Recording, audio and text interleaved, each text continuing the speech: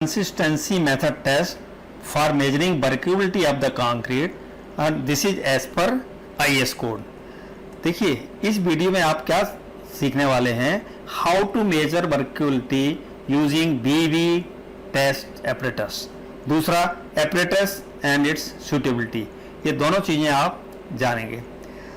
स्वागत है आपका CCEA में, civil construction and engineering academy में आपका स्वागत है। देखिए सबसे पहले हम जानते हैं कि वर्कबिलिटी ऑफ द कंक्रीट क्या होता है। What is workability of concrete? A concrete is said to be workable.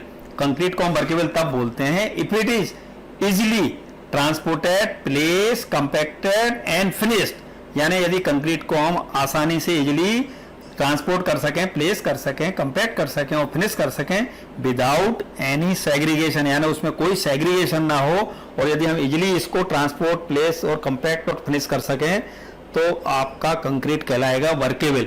ये वर्केबिलिटी ऑफ द कंक्रीट। हालांकि इसके ऊपर सेपरेट वीडियोस हमने इसी चैनल पे आपको अवेलेबल हैं कि वर्केबिलिटी ऑफ द कंक्रीट क्या है डिटेल में, और उसके कौन कौन से फैक्टर्स हैं जो वर्केबिलिटी ऑफ द कंक्रीट को अफेक्ट करते हैं, वो आप जाके देख सकते हैं। इसके बाद हम देखते हैं इसमें कि वर्केबिलिटी ऑफ कंक्रीट में कि methods of measurements of workability as per IS code 1199 के हिसाब से कौन कौन सी रिकमेंड की गई हैं।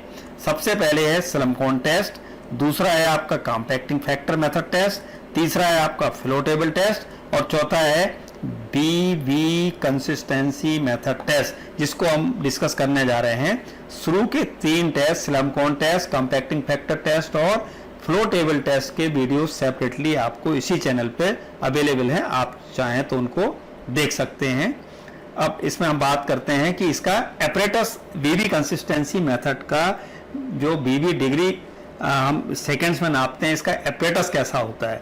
ये एपरेटस जैसे आपको इसमें दिखाई दे रहा होगा इस तरह से होता है। इसमें यदि इसका स्केच देखें तो स्केच में ये एक कोन होता है जो सेम कोन है 100, 200 और 300 का, यानी 100 इसका टॉप का डायमीटर, 200 बॉटम का डायमीटर और 300 mm इसकी हाइट होती है। तो स्लम कोन टेस्ट का ही ये कोन होता है और जो एक सिलेंडर के अंदर रखते हैं हम, और इसमें हॉपर से या फनल से हम ये कंक्रीट डालते हैं। तो देख इसका पहले एपरेटस देख लेते हैं कि इसकी क्या क्या होती है। इसमें एक तो स्लम कोन होता है, 100 mm डायमीटर टॉप में होता है, 200 mm बॉटम में होता है और 300 mm इसकी हाइट होती है जैसे कि स्लम कोन की। तो 100, 200, 300 के हिसाब से आप इसको याद रख सकते हैं, 100, 200, 300। और इसमें कंक्रीट क्या करते हैं हम 3 लेयर्स में 25 स्ट्रोक ईच लेयर को देते हुए हम फिल कर देते हैं। कंक्रीट को कंपैक्ट करते हैं 3 लेयर में, इस कोन को इसके अंदर रखा और इसको इस सिलेंडर के अंदर रख के, कंटेनर के अंदर रख के, और हम इसको 3 लेयर में कंक्रीट को कंपैक्ट कर देते हैं। फिर क्या करते हैं, टेम्पिंग रॉड जो इसकी होती है 20 mm डायामीटर की और 500 mm लंबाई की होती है रॉड। अब कंपैक्ट करने के बाद इसकी प्रोसीजर देख लेते हैं कि concrete is filled in 3 layers, 25 stroke देते हैं, जैसा अभी आपने बताया कि 3 लेयर में भर के 25 स्ट्रोक देते हैं। कोन इज लिफ्टेड, और फिर इसको भरने के बाद इस कोन को लिफ्ट कर देते हैं। इसको जैसे हम ऊपर उठाते हैं और उसके बाद में क्या करते हैं, स्लम्प इज नोटेड, यानी उसके जैसे स्लम्प उसमें नापते थे, इसमें भी हम स्लम्प नाप लेते हैं कि कितना स्लम्प इसका आया, कितना कंक्रीट नीचे बैठ गया। उसके बाद में vibration done till concrete is level, फिर इसमें वाइब्रेटिंग मोटर चालू कर देते हैं और ऑन करने के बाद तब तक इसका को ऑन करके रखते हैं जब तक कि ये कंक्रीट इसमें एकदम अपने आप ऑटोमेटिकली लेवल ना हो जाए। लेवल होने के बाद जितना टाइम इसको लेवल होने में लगता है, ये time is noted in seconds, और इस टाइम को ही हम बोलते हैं कि इसकी BV डिग्री ऑफ कंक्रीट इतना है। इसको BV डिग्री बोलते हैं क्योंकि BV टेस्ट है। तो suitable for very low workability, ये कहाँ पे सुटेबल है, ये सिर्फ वेरी लो वर्केबिलिटी जिस कंक्रीट की होगी उसी के लिए सुटेबल है, क्योंकि जिसमें ज्यादा वर्केबिलिटी होगी वो तो बिना वाइब्रेशन के ही वो बैठ जाएगा।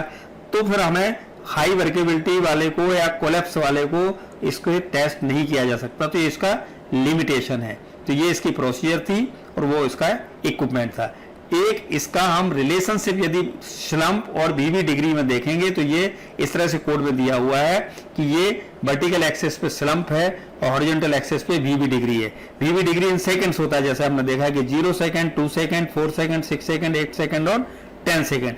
तो जैसे जैसे इसकी BV डिग्री बढ़ती जाती है यानी उसका स्लम्प कम होता रहता है। यानी जैसे कम स्लम्प होगा तो उसको ज़्यादा टाइम लगेगा उसको लेवल होने में, और यदि उसमें स्लम्प ज़्यादा होगा यानी वो लूज ज़्यादा होगा तो क्या होगा, कम टाइम में ही ये बैठ जाएगा, तो उसके वीवी डिग्री कम होगी।